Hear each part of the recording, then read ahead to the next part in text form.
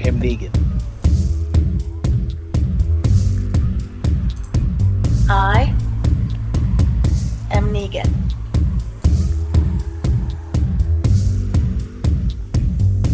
I am Negan. What's up, people? Welcome to the mid-season finale for Fear the Walking Dead Season 6, Episode 7, Damage from the Inside. This is it, people. We made it to that point. And I am your host, Adam Vale. Tonight I'm joined by Dana Abercrombie. Hello. And Richard Bailey Jr. Good evening, ladies and gentlemen. All right, this is it. Thanks again, everybody, for sticking with us from World Beyond and from Fear the Walking Dead, and of course, Walking Dead proper. This is I Am Negan, a TWD Universe podcast. We are on iTunes, Spotify, YouTube. We're all over the place, and you guys are finding us based off of the views and stuff. So great. Thank you. Thanks for the subs. Thanks for the engagement. And if you have more stuff to say, then go ahead, put it in the comments, and let's just get at it, because there's a lot going on in all these stories, especially Fear. Fear had a lot going on. This one, we've seen some great episodes. This has been a strong season, but this one, well, I don't know, a little low on the radar. Still good, much better than World Beyond for sure, but I was a little anticlimactic. I thought there was going to be some big reveal or something. But anyway, let's get into this review. Let's start off right at the beginning. We see a convoy. We see some rangers. We have Strand driving with Dakota. Now, this was the plan, to go and relocate her to a safe spot. From, if you remember the last episode, after the hand incident, Dakota asked for a walkie. She said she wanted to talk to Dakota. Well, this is it. This whole plan was to go and relocate her. She's paranoid now, because now she knows she's under attack. It's not just her, but her locations. Tank Town has been destroyed. That's that oil facility, the drilling site. So they're there. They're in the car. We see that the Rangers are doing their little escorting duties, which is killing walkers on the road. That's what they're there for. And Dakota starts with some small talk with Strand. Basically, what's your plan with all this? Are you still going to stick with your original plan? He plays dumb. He's like, what do you mean my original plan? Because you remember way back, I think it was like episode 2 or 3, when he was with Alicia and he was talking about running off. And he's like, yeah, we're going to do this. We're going to take over all that. He's like, no, that's all out the window. And she was like, my sister doesn't really trust you, and this and that. And he's like, whatever, she will. I'm playing along. I'm playing the long game here. But anyway, the Rangers stop. They see up ahead. They see that there is a fallen horse, right? Because that was the horse. They didn't find the body, but it belonged to, was it Terry? I think that was the Ranger's name, they said.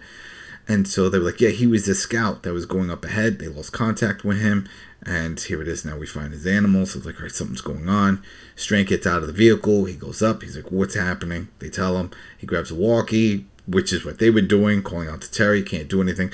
He decides to get on a horse. He's like, you know what? I'm getting on a horse. He goes with one of the other Rangers. He tells everyone else, stay back. They are going to go up ahead. So they go up ahead. We see that there's a roadblock.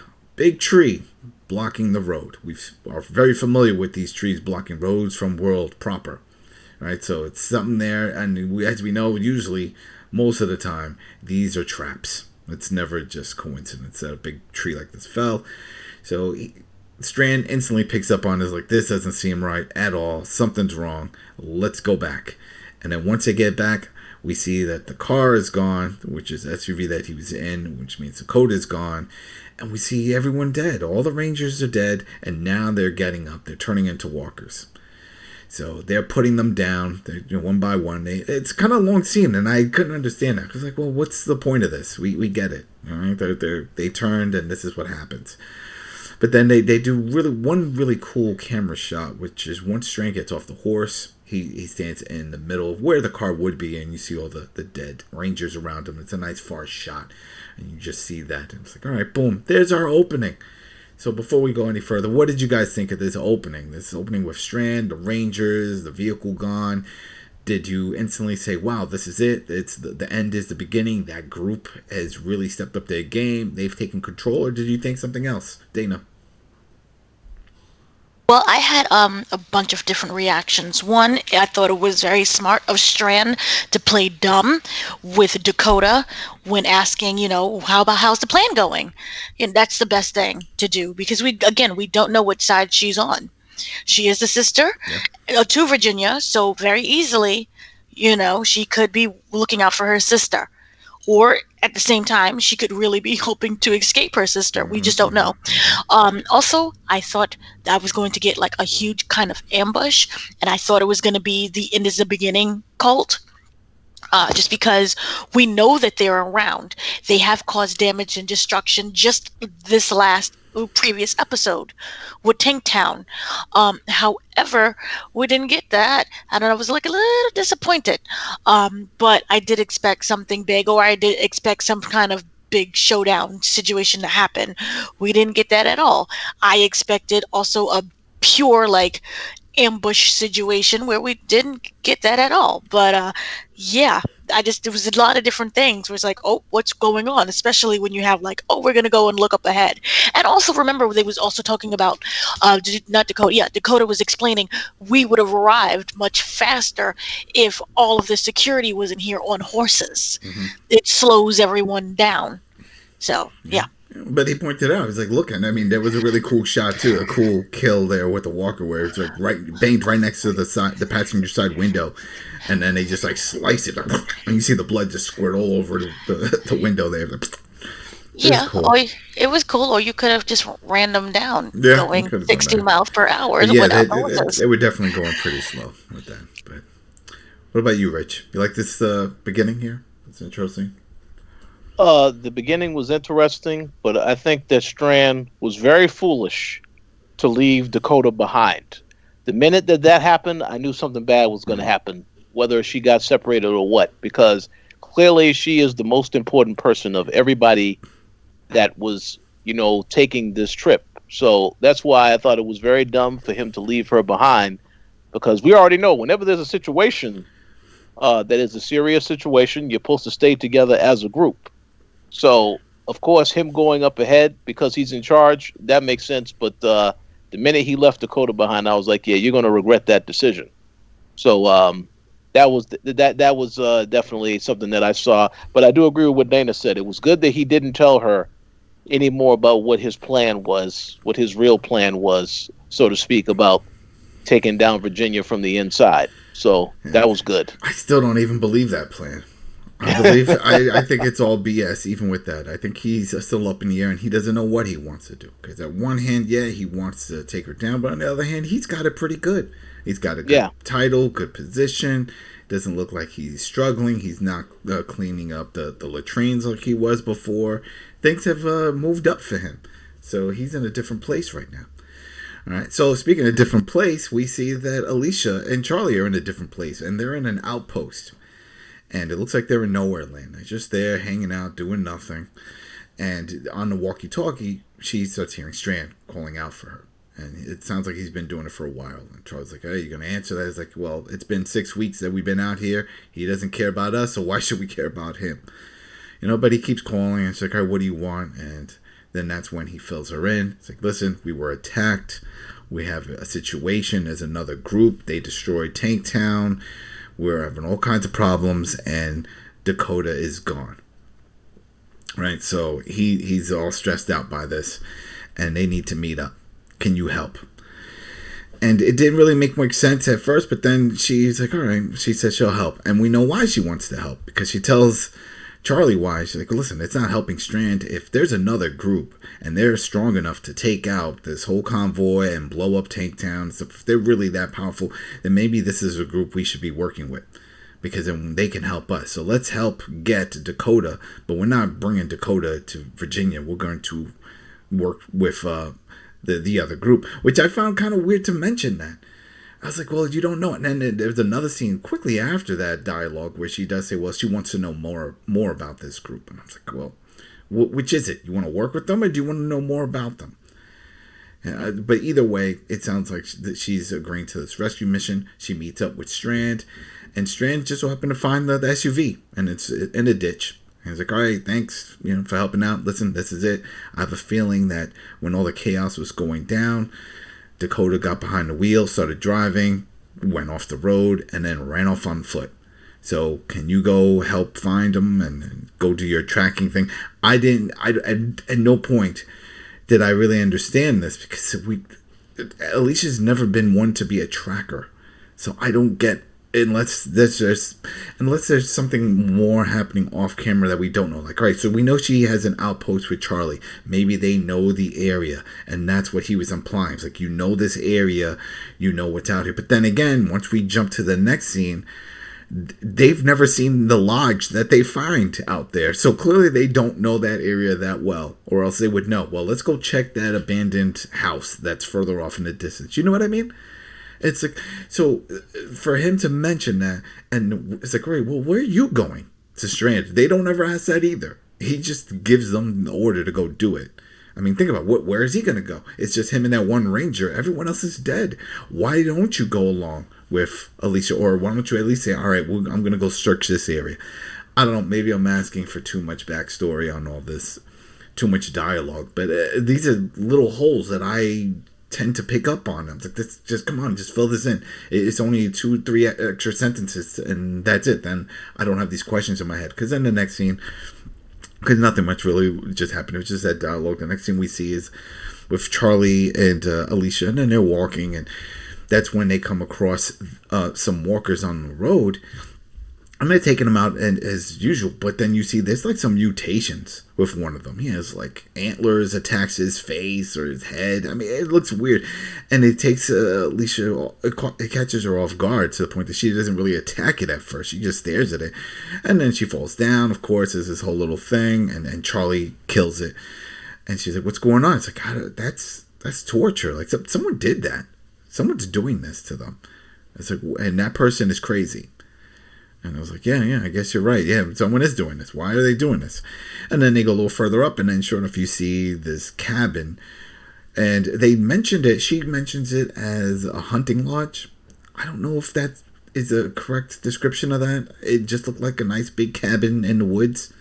But usually those are always spooky anyway. And so this worked. So when I heard this, I'm like, oh, okay, and what are you going to do? We're going to investigate. Why not? And it's daylight during this whole time, so it's not too spooky, but as she gets closer, as we see, it's completely dark inside, and it's all boarded up. So she smashes a door window. She opens it up. It's also chained up, which is smart. So, but Alicia, she's a thin woman, so she's able to squeeze through, and she's in. So before I go any further, anything you guys want to say with these two scenes with the Strand? Did you have questions of where he was going, why he was just telling them to do this work? And what was your reaction when you saw these mutated walkers? Rich? Well, the mutated walkers, I figured... I know on the Walking Dead shows, they're always trying to find creative ways to introduce the walkers, a different type of walker that you would have to deal with. So I thought that was a good little twist. Didn't really know who did the tampering with the actual walkers, although we would get that answer later. But yeah, I was fine with that. As for where Strand went, it would have been good to know that information because, obviously he has to stall while he... waits for that's what Alicia. I mean. It's like he's not going back to base. We know that because he's going to get in trouble because he lost it. So it's like, where are you going? Yeah, so that is something that I'm curious if we will find out later on that maybe perhaps he does know about this other group, and maybe he is working with this other group or something to some effect. Because really there's nowhere he could go.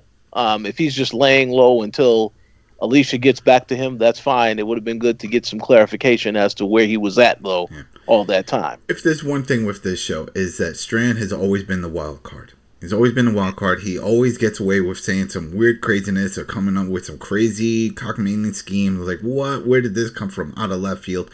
But that's always been his character. So yeah, it could easily, maybe, I wouldn't be surprised if we do find out once the mid-season break is over that he does know the other group and he has been working with them and that was part of his other plan. And you know what? We would all have to nod our heads like, yeah, I guess so. That's in his way. That's just how it works with him. Dana, you want to add anything before we get into the house? No, aside from, in the beginning, I thought that was them again. Some weird, if you're saying is the end is the beginning. Yeah, I And agree. then you see some weird mutated thing running towards you or walking towards you. That's what I thought it was. And in regards to Strand, like you also said, I don't know what his motives could be, what he really does know, and I think that is what can make a show really exciting. He is always can be the element of surprise. So I was approving of it. Yeah. And I have to say, when I saw this next scene, the first thing I thought of was Red Dead Redemption 2. And because, and if anyone listening is like, what is he talking about? I was like, in Red Dead Redemption 2, it's like this Western game by Rockstar Games. Anyway, there is a lot of side missions and side cabins that you can find out in the wilderness. And there was one cabin in particular that I found, and there was mutations. There was all kinds of mutations. There was horns. It was a very creepy house. A lot of weird instruments. There was all instruments of torture. All kinds of stuff going on here. It looked like there were experiments going on. And clearly the writers or someone that was part of this had been playing that game and also found this creepy cabin, because this was almost identical to that. Because once she gets in, Alicia gets in, she walks around, she has a flashlight, everything is dark. She starts walking further up. She goes upstairs and starts hearing music. Right, it's like, all right, here we go. We got some creepy music, all kinds of stuff going on. She gets further over and she can see through over like a balcony area, and she looks down and we see that there is a walker strapped to a table, and there's somebody walking around and they're doing experiments on this walker. There's instruments all over the place. It's also has a feeling of like from the series Hostel, that type of thing. You know, it's like, oh, what's going on here? You know, there's some kind of torture. So she peeks over. Then she stops, she moves back, she peeks over again, and then she sees that the person is gone, but she's looking, she's like, what is this? And as soon as she turns around, the guy's there, and he says, hey, this isn't going to hurt, and he injects her with something, and she knocks out. I'm like, okay, this is it. This is what we're going into, that direction. This is going to be something crazy. She wakes up, though, and when she wakes up, she is strapped to a table, similar to, like, that other walker, and her hands are tied up, and I'm like, all right, this is bad, right? No, not even a minute into this scene, she breaks free from, the restraints on her hands. It was just tape, and then she's able to release the buckles, and she's out. And I was like, what was the point of this? And then, I mean, build up some tension. Throw us at least 2 more scenes where she's still trapped, and maybe a scene of just some creepy sounds coming outside, and maybe Charlie trying to figure out a way to get in. Build some tension that, wow, this might be it for Alicia. It was too quick. Right? We just saw within, you could count the seconds. And I think I did. It was like within 25 seconds, she's free. So, boom, we see this. Because it opened up with this close-up shot of her eyes just panicking, which is awesome. And you zoom out and we see now she's strapped. But then, don't worry. I'm out of this. I'm not going to stay here for long. And she did. She was out. She was off the table. And we hear some jingling at the door. Right? She opens the door, getting ready to attack the person who's coming in, and no, it's Dakota. Dakota's it. It's like, oh, everything is cool, don't worry about it. She grabs one of these antler type things that were up on the stand. She uses a weapon because who follows after? It's the man that did all this. He says his name is Ed. Don't worry, there was a misunderstanding. I was like, misunderstanding? No, I don't think so. You just injected me with something with this, what Alicia's saying. I was like, no. It's like, I found this little girl wandering in the woods when I went out hunting, so I saved her. I brought her here, and I thought you were out to hurt her. I thought you were part of the people that attacked her and her people or whatever. And she was like, no, none of this makes sense. She was like, no. And Dakota's like, no, everything is good. It's good. I'm okay. Everything is okay. So she calms down. So before I just jump in, this right here, were you cool with this whole scene? Were you cool with how they just had her made it seem like she was going to be trapped? And it was like, nope, within seconds, she's free and everything has been smoothed out. The tension, it went from 100 to like 10. Because like, oh, well, everything is calm now. Now everything is cool. Dana? Well, I know how you said you thought of Red Dead Redemption. I automatically thought of 2 things: American Horror Story and Frankenstein. With this whole situation, I really liked how they built up the tension in the atmosphere, but they just kind of ruined it with how quickly, they temporarily solved everything with Dakota just popping out and be like, hey, I'm good. What's up? Mm-hmm. I really, to me, it made me kind of question Dakota in the sense of how desperate are you to get rid of Virginia that you run into not only just a house that you don't know, but into the arms of a random man?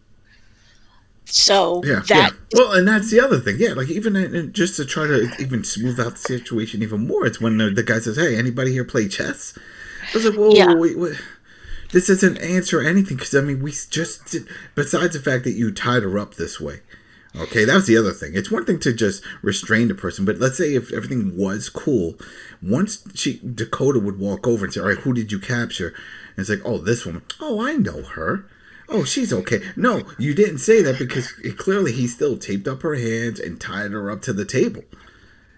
Which made me wonder, it was Dakota watching the entire time.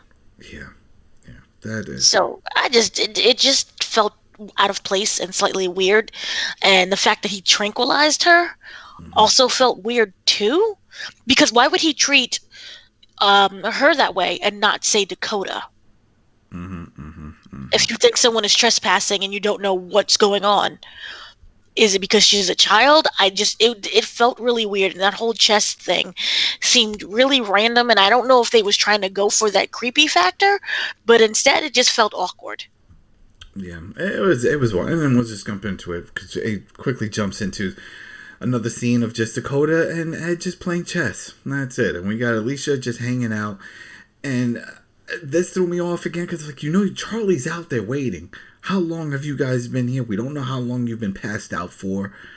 Is she panicking? Is it nighttime now? What's happening? Which gets answered a little later, but it's just no sense of panic. And a part of me was like, well, Alicia's trying to keep cool because she doesn't know the situation fully. She doesn't even know if Ed's the only one there. There could be others. This could be a house of a bunch of creepy people. But not a lot of questions are asked. But we do gain some information from here. He says that this was a house that he would visit with his wife and daughter. This was their little getaway. And then what happened to everyone else in the world happened to them. They turned, that type of situation. Dakota then says, hey, I lost my parents too. But it wasn't because of that. It was because my sister killed them. It's like, oh, wow. Doesn't mention that Virginia did this because they turned into walkers, just as she straight up killed them, and she doesn't know why. So it was like, all right, that's kind of weird. So Alicia was like, yeah, it's getting cold here, and don't worry, I'll start a fire, and if you want blankets, I can get blankets. And she says, no, don't worry, I'll find it. And he's like, okay, cool. It's down the hall, and it's like everything just seems too smooth here. I was like, what's happening, so. She grabs a lantern and she's like, okay, I'm going to go. Dakota doesn't even interact in this scene. She just stays there. I was like, I'll just, hang out here. And he was like, yeah, it's your move. Figure out your move. I don't know. All of this part, just the writing and the dialogue. I see where they were going or trying to get to, and they were trying to figure out how to get to it, which is just divide them up so we can get to the next scene. But it was just weird for me. So anyway, she walks down the hall. This is Alicia with the lantern, and it's pitch black. And sure enough, who pops up in front? Only like a few steps into it. It's Charlie. Oh, how'd you get in? Oh, I snuck in. But everything is boarded up now. That whoever the guy was inside, he just boarded up all the windows and the doors and everything. He re-secured everything, so there's no way to get out. Well, you got in, so let's do it this way. Let's go your route. Because she said that it's nighttime now, and she didn't see her come out, and she decided to get in. So that part sort of threw me off, but I was like, okay, you know what? I nitpicked, so I was like, let's just, whatever. She's in. That's all that matters, right? She's in. What's the plan? So she just tells her to just lay low, figure something out, and that she has another plan. This is Alicia, right? And she knows, and that the code is there, and that there's this guy here. So then we see the next thing is that Alicia goes into a room. She finds, I guess she knew where this radio was, which I guess, we don't, that's the other, when did she ever pass that? She didn't go too much exploring. She just all of a sudden finds this radio. She gets on the radio and she gets onto the frequency that's needed for the Rangers. She's reaching out to Virginia. Virginia responds. And the first question she asks is, how'd you get on this frequency? It's like, who gives a shit? I'm here. Listen, just so you know, I found Dakota. I'm with her, and she's like, where's Strand? It was like, well, Strand sent me to go find her. He didn't want to go back empty handed, the whole thing. It's like, well, that's a smart move. All right, so you coming back? It's like, no, this is what I want. I want my freedom. You're gonna let me and Charlie go. Once I give you your sister back and you don't even come after us. That is the deal. And of course, I mean, this is the thing. Of course, Virginia's going to agree to it, but it doesn't mean that she has to abide by this. She could say anything on the phone. She'd be like, on this radio, oh, yeah, of course, you're free. And then once, she gets her sister back, 2 bullets in the back of the head of these girls. But whatever, Alicia was like, okay, that's the deal. So, I don't know, real quick, did you guys get anything from that? Did you think that was a solid plan? Did you think this is where this episode was going? That this is it? She was going to go return her, and this is how we were going to see their freedom? Rich? Oh, no, I figured there was probably going to be some type of turn coming. It just was a matter of how was the situation going to get resolved. And I agree with what was said earlier. I like the tension and the build-up in the very beginning when they first walked into the cabin, but then I was not a fan of the payoff. So this makes me concerned about when they reveal who is this a part of this, the end is the beginning group.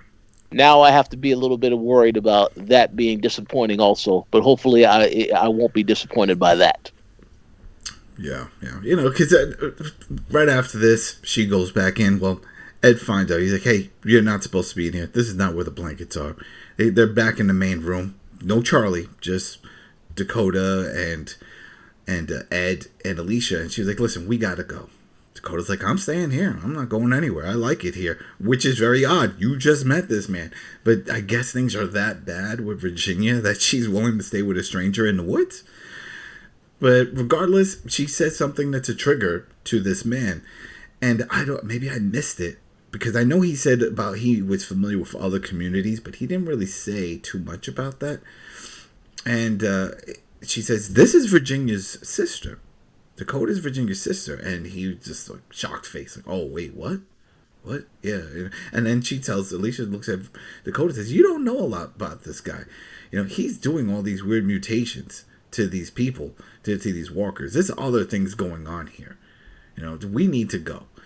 And so the guy was like, well, no, what I did with that is that I would mutate them, put these things on them, make them look scary, so that way it would scare people away, so they wouldn't come to my little house in the woods.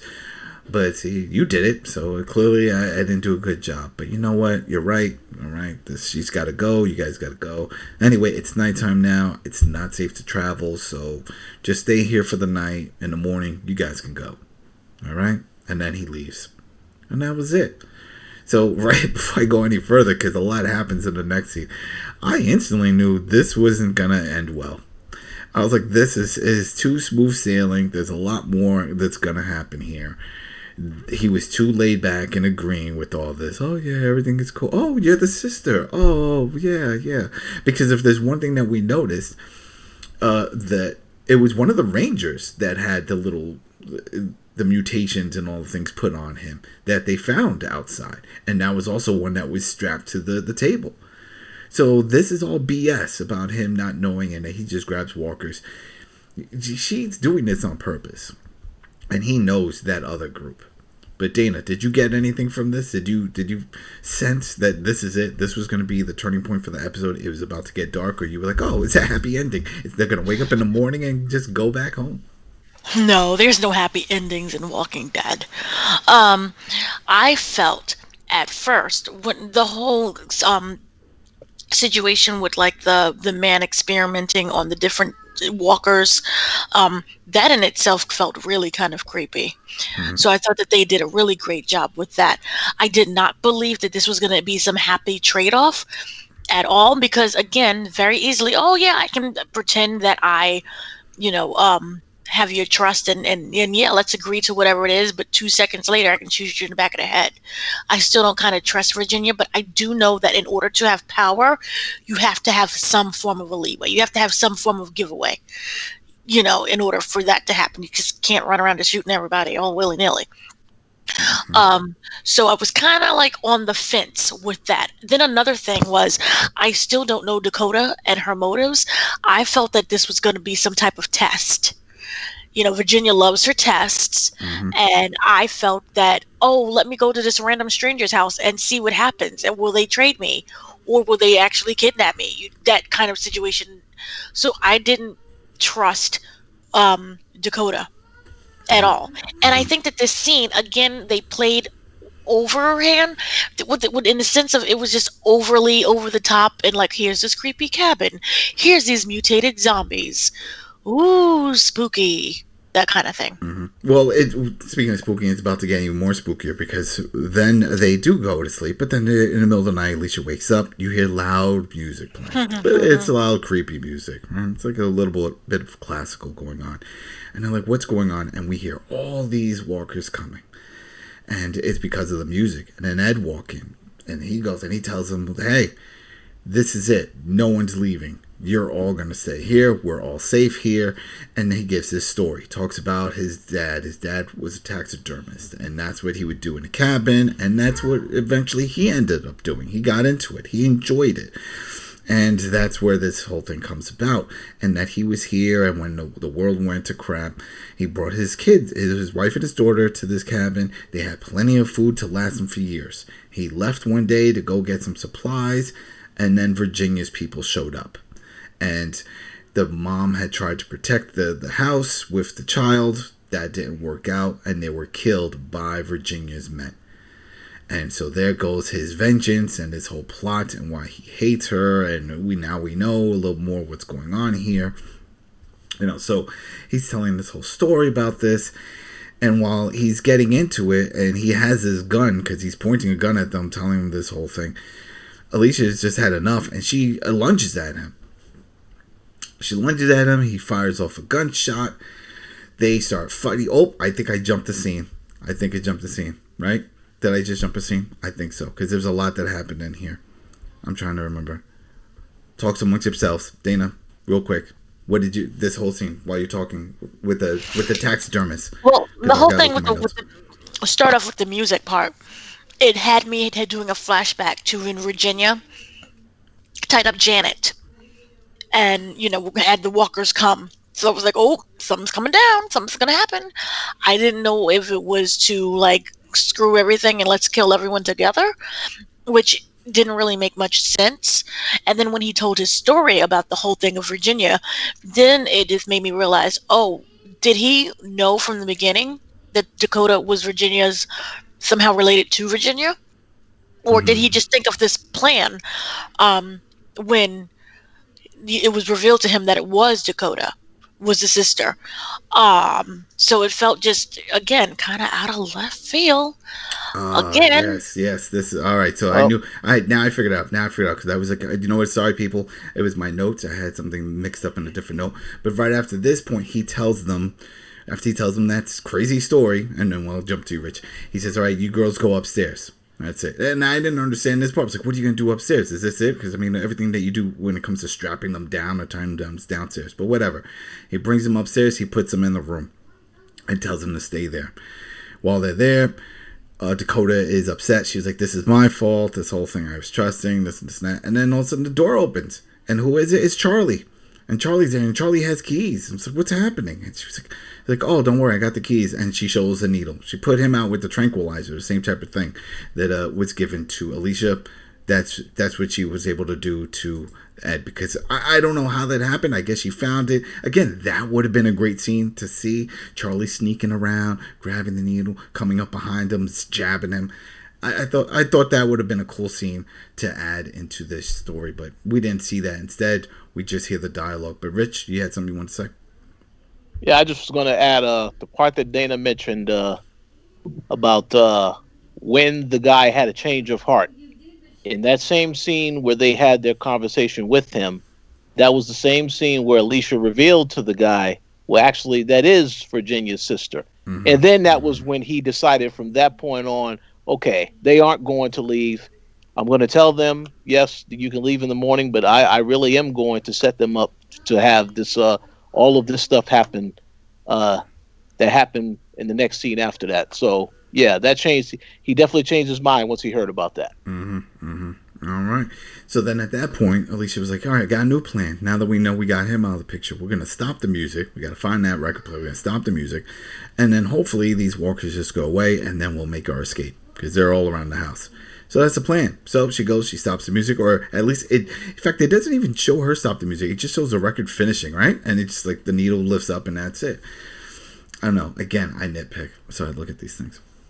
So the music stops, seems to be okay, and we could see all the walkers that were banging on the front door now. They're just wandering off. I don't know if that's 100% accurate, because I remember in other Walking Dead they said that that's not the case. It's not just all about sound. It's all about smell and sense.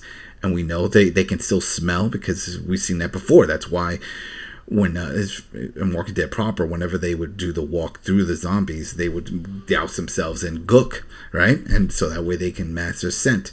So you would think that then the walkers would still stay near the house banging on it because they can smell them inside. But whatever. Again, me nitpicking because now that's not part of it. They're walking away. Seems like everything's cool. And then ta-da, Ed shows up in the room again. And he's like, you know what? You missed the vein. You need to check for the vein. And this is it. This is when I said to myself, all right, we're going to see something massive here. Something big is going to happen. Somebody is going to die. We got Charlie here. We have Alicia here. We got Dakota. We got the madman with the gun again. Now, for those who are, I'm assuming everyone that's listening to this at least is up to date on Fear. Then we know Charlie's backstory and that she's the one that killed Alicia's brother. So I was like, well, I'm surprised that they even mended that relationship, but we know it was more of with the casting and issues. The guy wanted to leave the show, whatever, and so we're that his role, his position was pretty much filled with Charlie. But still, I was like, you know what? She could be expendable. We could see this happening. I could see her jumping in or something and then taking a bullet. But anyway, he starts giving this whole speech about all this stuff going on. Alicia doesn't even give a shit. She jumps at him. He shoots a one shot off into the air. They start struggling. They're fighting on the ground. He gets onto the mount. He's trying to struggle just to... See, that's the thing. He's trying to kill her. And this is the thing that later on that I don't understand when they start getting this dialogue about him protecting. But still, so that whole thing is happening.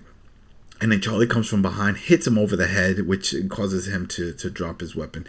And Alicia kicks him off, sending him flying. And I guess, what was it? He banged a table. He banged something because it was one of those horns, those antlers sticks right between his back, right within his gut from behind. What was that? Was that on a table or something?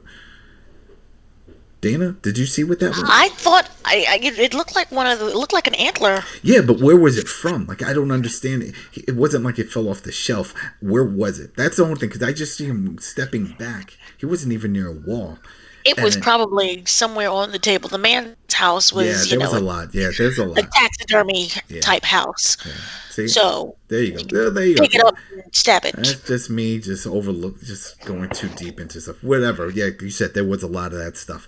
So yeah, he falls back. It sticks in through him, but he doesn't die. He's still alive. So here we go. Now, because of this, though, it put him in a bad situation. Because of that shot, all these walkers that were about to leave, they're coming back now.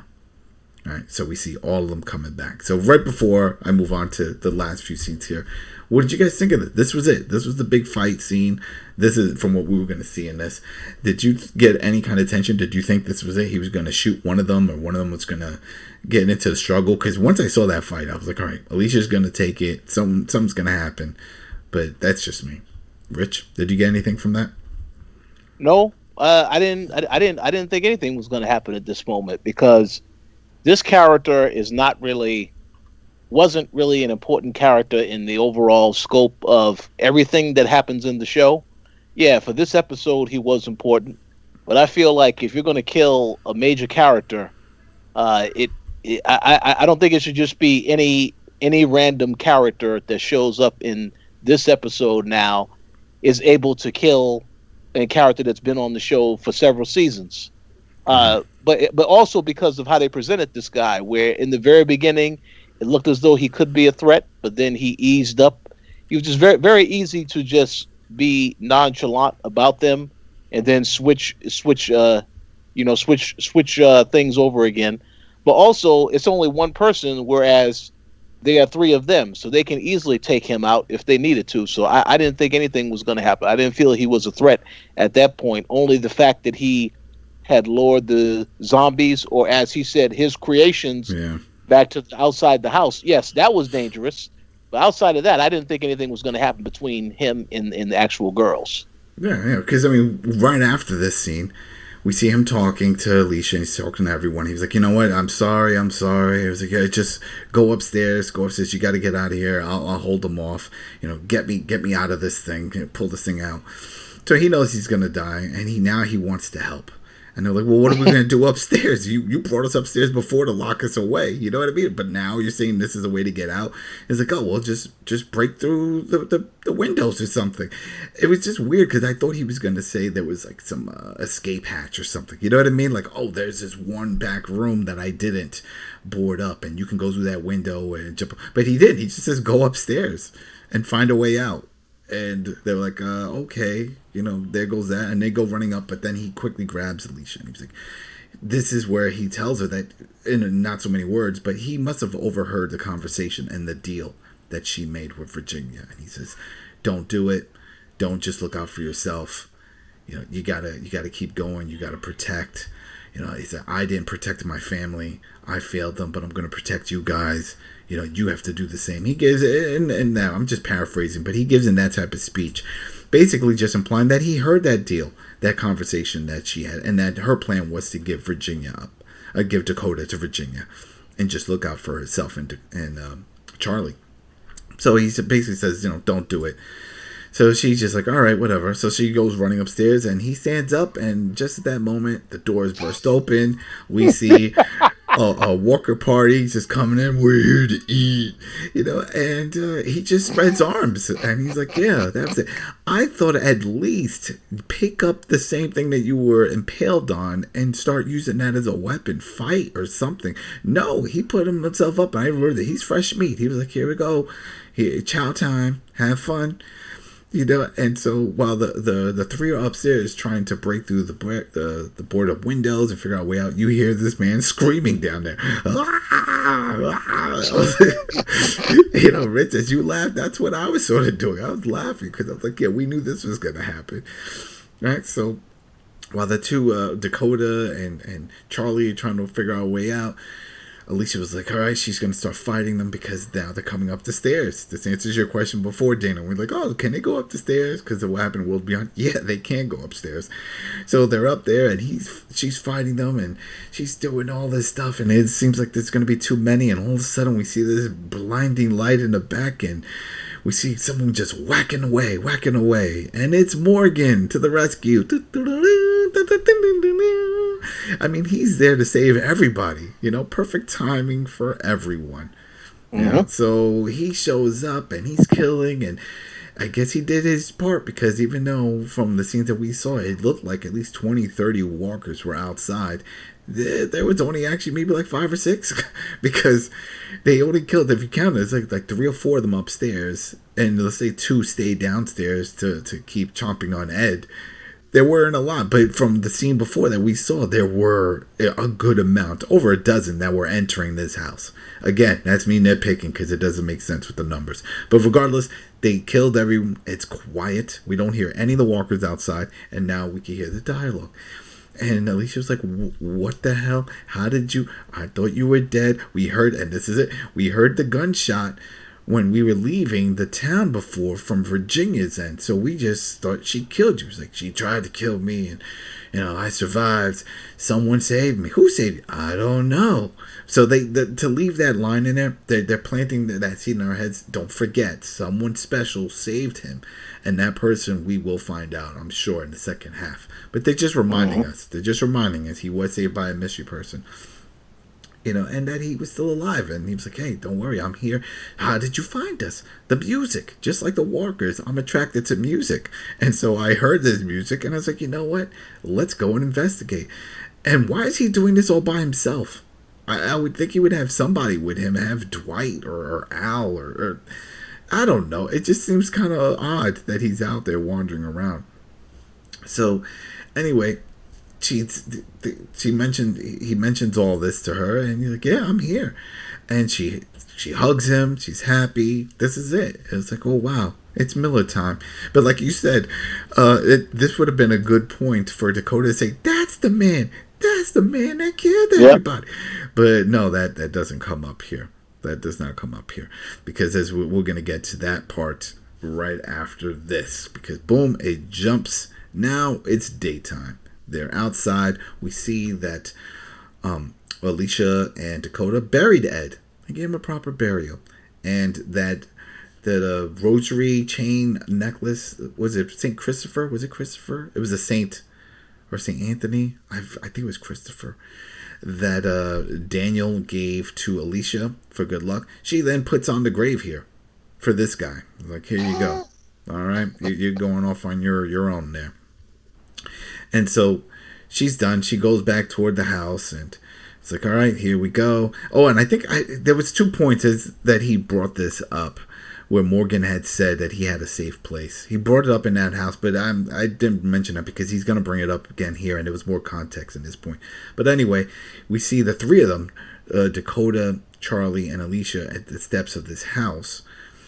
And this is when Strand shows up. We see Strand show up. He's on his walkie-talkie talking to somebody about how, he's on the trail. He thinks he found her and this whole thing. He finds the house and he sees Alicia out there and he sees Dakota. It's like, oh, this is great. I knew you could do it. I knew you could find her. And this is great news. I can't wait. All right, come on. Let's go back to town. And then Morgan comes out. And he does a great job. Strand does a great job with the stone shocked face. Like, well, what? What is it? You're alive? Does Virginia know this? It's like, it reminds me of like whenever I go to cook for my kids and it was like, does mommy know you're playing with the stove? And it's like, what? It's the same thing. He gave that shock look like, does she know you're alive? And it's like, oh yeah, she knows. She knows I'm alive. But you know what? We're all gonna be alive. We're leaving this damn place. We're not sticking around. And I have a safe spot, and this is the part that pissed me off when, here it is, you know how Strand is. He knows how Strand is. But yet you go and you spill the beans that you have a new location, a safe location for everybody, for all their people. And that's where they're going. And that he can come to. And he's like, nope. You're going to have a target on your back the entire time. I don't need that stress. I like my position here. He pulls out he says that he needs the Dakota to go with him. That's it. It's over. Alicia pulls out her gun, which is a gun from Ed, and she's like, nope, not happening. Sorry. And so it's funny because usually when you see these type of draws, these quick draws, these showdowns, both parties pull out their weapons at the same time. But that wasn't the case here.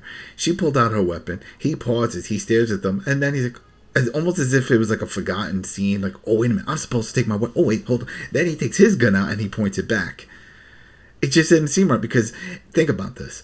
If you were Alicia and you're pointing a gun at a man who says he's going to take Dakota and then he reaches for his gun, you would shoot him, right? Because you're like, oh, this motherfucker's going to shoot me. He's about to go off on me. No, she doesn't do it. She just lets him pull his gun out. That I think it was just a timing thing, and I think they should have just reshot them. Like, you know what, Strand, Victor, you forgot to pull your gun out at the same time. We were trying to do a quick draw, so then that way we could build that tension of like who's gonna shoot first. But yeah, you took too long. But no, they didn't do that. So there's this weird pause when she's pointing it, and that gives him time to then take his gun out, and she doesn't react in any different way. At least shoot off a round near him or something, like drop it. No, nothing. It was weird. But anyway, they do this whole tension thing. He's pointing the gun like he's going to shoot one of them. And then he lifts up his gun and he's like, nah, I'm done. He's like, you know what? Do whatever you want. I can't protect you guys. This is it. It's just going to get bad, just so you know. It's going to get bad. So then they say they're leaving, but really they go back into the house. And he says he's leaving. But before he leaves, he had the same St. Christopher rosary. He stole it from the dead body. So we know he's a grave robber.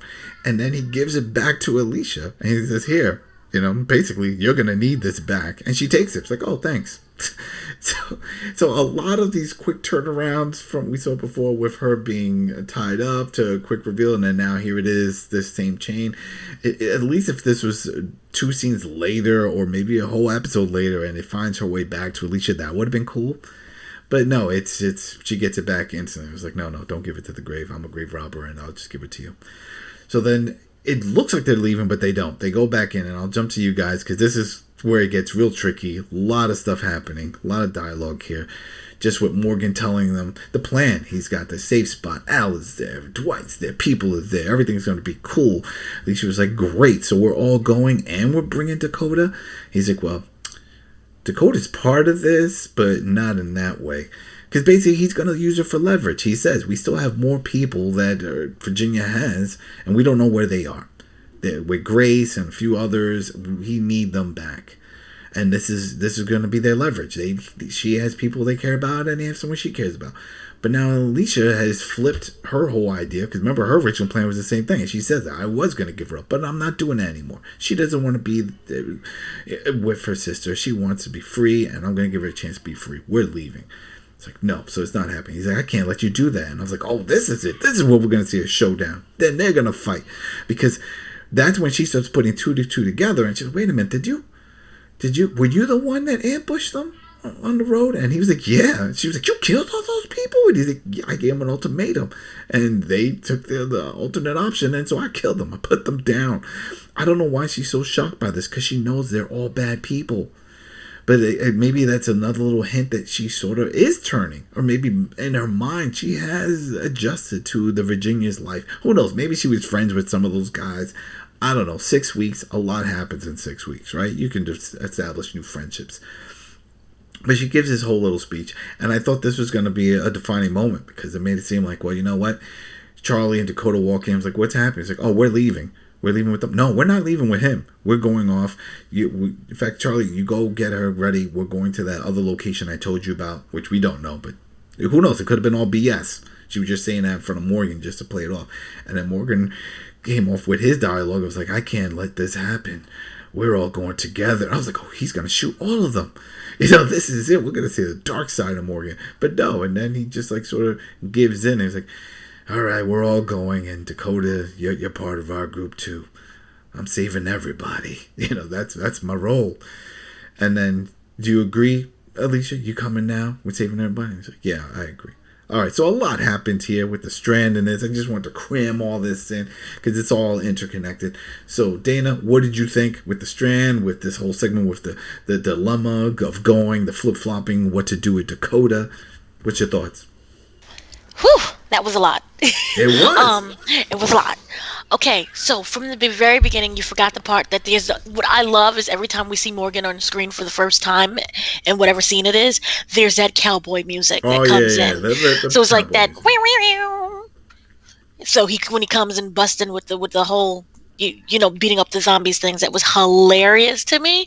Like, it could be very, very corny, but it somehow works. Like, where did he come in from? Did he come in from a window? Or he definitely didn't come from downstairs, or else he would have went running up the stairs killing all these walkers. Who knows? Who cares? The continuity was a bit weird. Yeah. It was a little off, especially when everything's all boarded up, but he can just randomly get in. And get in at the right time, too. So, consistency, it's weird.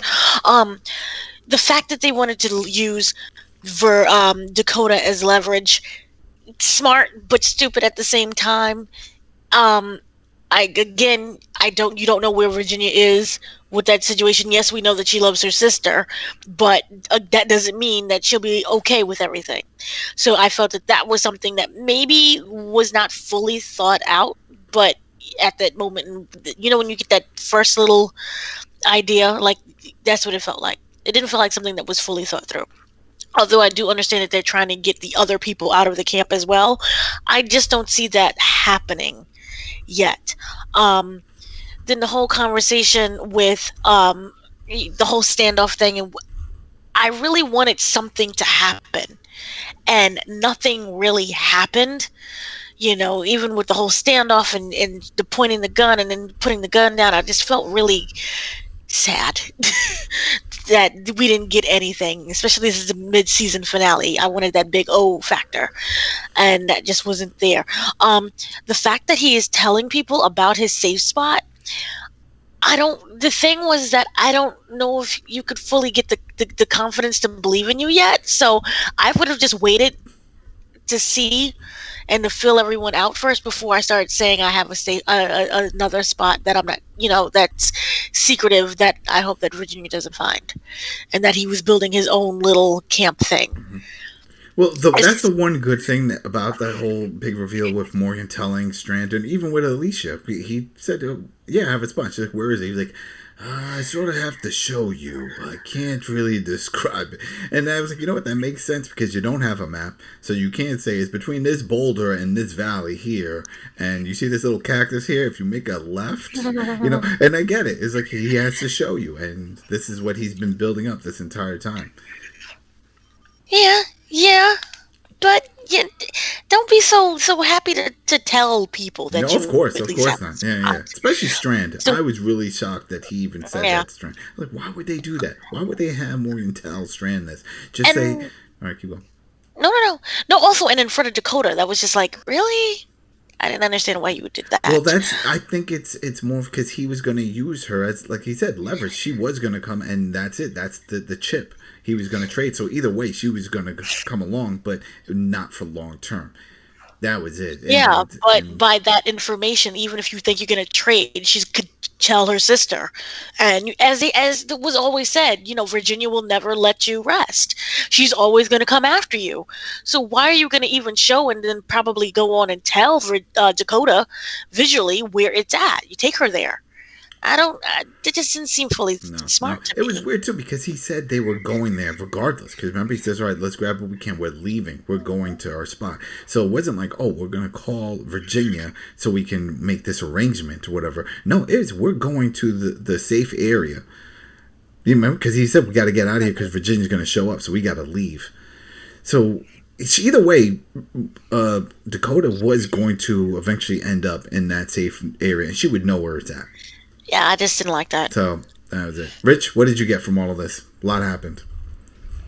Yeah, there's a lot that did happen. I don't think it was wise for him to also tell Strand that he has a secret place that he's hiding everybody.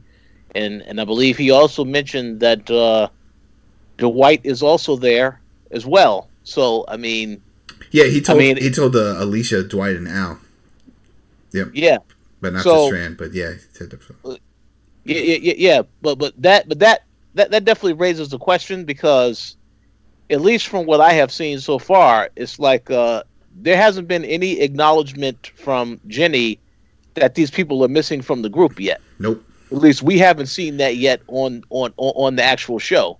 So I thought that was weird. You get to the mid-season finale, and obviously Jenny has gone through the traumatic experience she went through the previous episode, so she's not really, I guess, focused on that, but it would have made sense if they would have at least acknowledged, oh yeah, and John also missing. So it's like none of that stuff has been acknowledged, so we'll see. But in terms of how this all played out, I know that y'all said that y'all was hoping something major was going to happen with Morgan. I didn't feel it's going to be time for that quite yet because they're just trying to build all of the tension to get you prepared for when something does happen. Because I do believe when it gets to the second half of the season, something significant has to happen. You had the tension of now Strand is talking about he's working with them against Morgan and company. So, I mean, that's something that you're going to be interested to see as a viewer. And then you're also going to be interested to see how the situation comes to a head because Dwight and a few of the others, Al, they definitely want Virginia to be taken down. But then you also have June. June.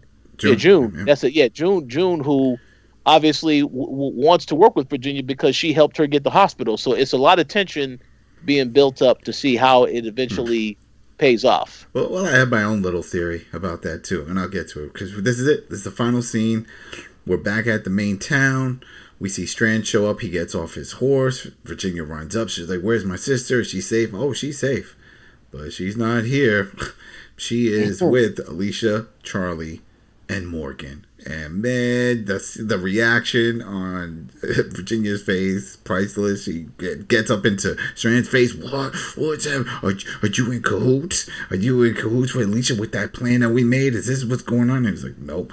She's like, whose side are you on? She's like, I'm on your side. I'm here. It's like I didn't leave.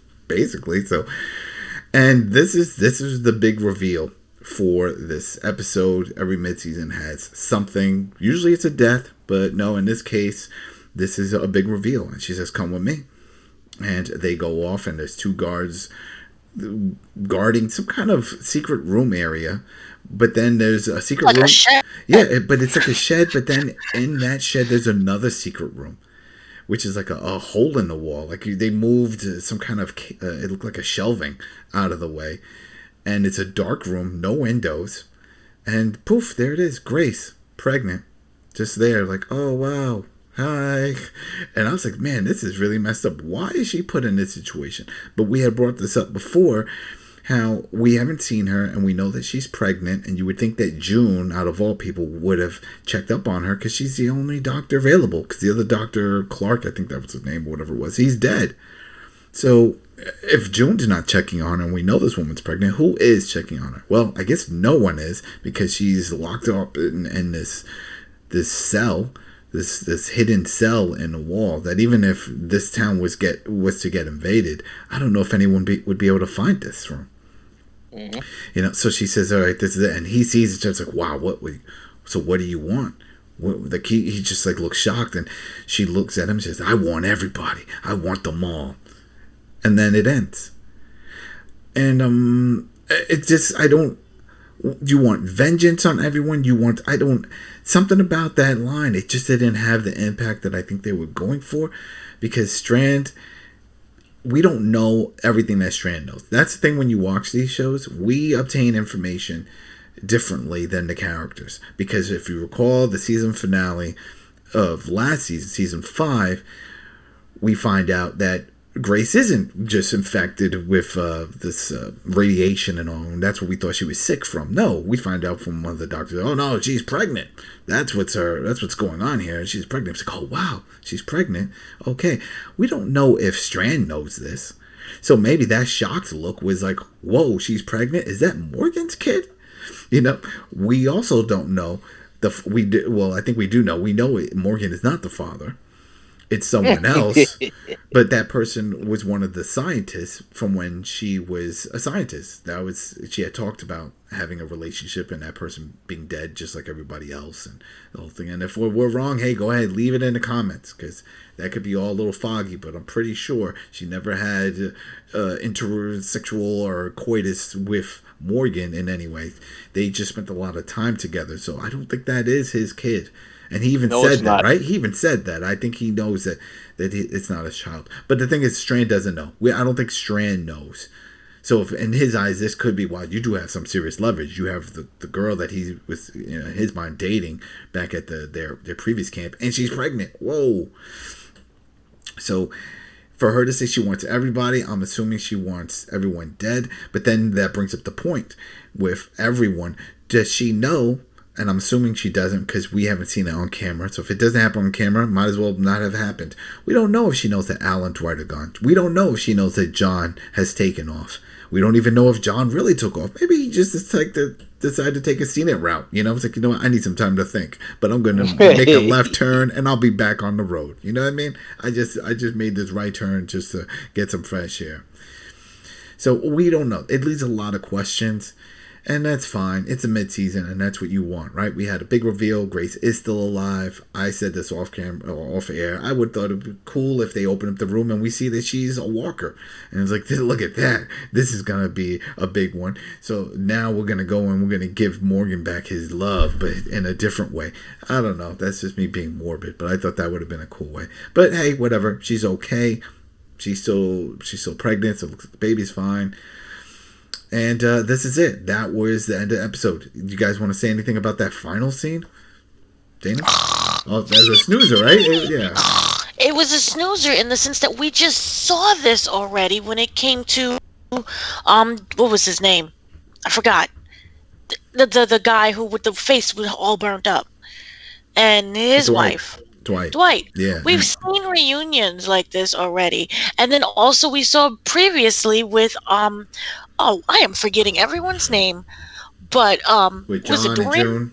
Yeah, John and June. Yeah. Where Virginia's like, oh, well, she just randomly takes everyone's lovers and Locks him Well, up. that's always the thing, right? When you want to hurt somebody the most, you take what's closest to their heart, and it's usually their loved ones.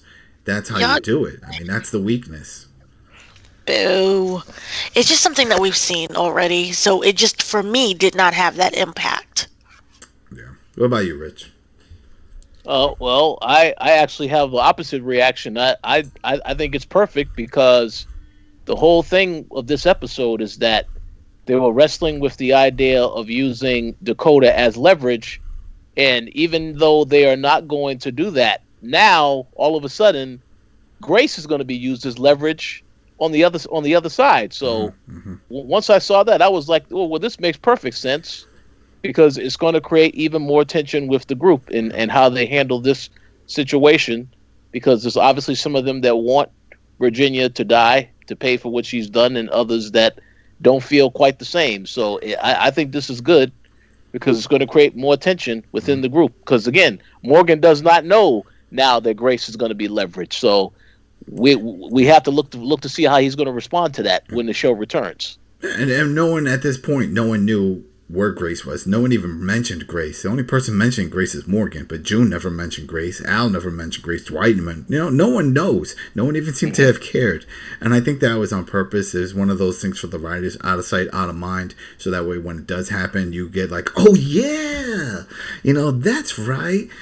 That type of moment. I think that's what they were going for. But even back at the house, at Ed's house, that's one of the things that Morgan told Alicia. He was like, I'm trying to get the group back. I'm trying to find Grace. No one knows where Grace is. She knows. Virginia knows where Grace is. I want to find out if Grace is okay. So here it is. And if that's the case, leverage, they both have something. Now, the question is this whole thing with Virginia and Dakota, is this the breaking point? Because she also knows that Dakota has been constantly defying her and wants to leave. She's doing that whole thing. At what point do you just say, you know what? You're dead to me. You're not my sister anymore. You're playing with them. You want to be part of that group, then you're going to die with that group. And I wonder if we're going to see that. Because, again, we have to get answers. We don't know why she killed her parents, Virginia. And that's the other thing that Dakota kept saying, she killed my parents. She didn't say she killed our parents. She didn't say, She said my parents. So so there you go. Yeah, Are they even sisters? Yeah, that's the thing. Are they even sisters? Is there something going on here? Is she just claiming her? Does she just say, I killed your parents. You're my sister. I'm going to protect you. But then she's young enough to say, this could be my daughter. She didn't say daughter. She's calling her a sister. I don't know. But I think that was a little part there because she said it numerous times. She said, she killed my parents. Yeah, my parents. It's like, all right, well, why not our parents? Virginia, whatever. But we'll find out. So that was it, people. That was our mid-season review and breakdown and a deep dive of Fear the Walking Dead Season 6, Episode 7, Damage from the Inside. Thanks again, everybody, for tuning in, listening, and subscribing. And we will be back there. When does this come back? It comes back late February. Yep. Right. Well, no. To be determined. To be determined. I think it's April. April. It might be April. But you know what? We still have 2 more episodes of World Beyond. And then that will be gone. And thank the gods, because that needs to go. And we do have, in February, Walking Dead proper returning. It's a continuation of Season 10. If you don't know, there are a few more episodes. I think it was like 6 more episodes that they filmed. And they are going to sprinkle that out toward the end of February. So that should be great, and we'll be back for that. Definitely. That's going to be fun. So thanks again, everyone, and we will see you then. Peace.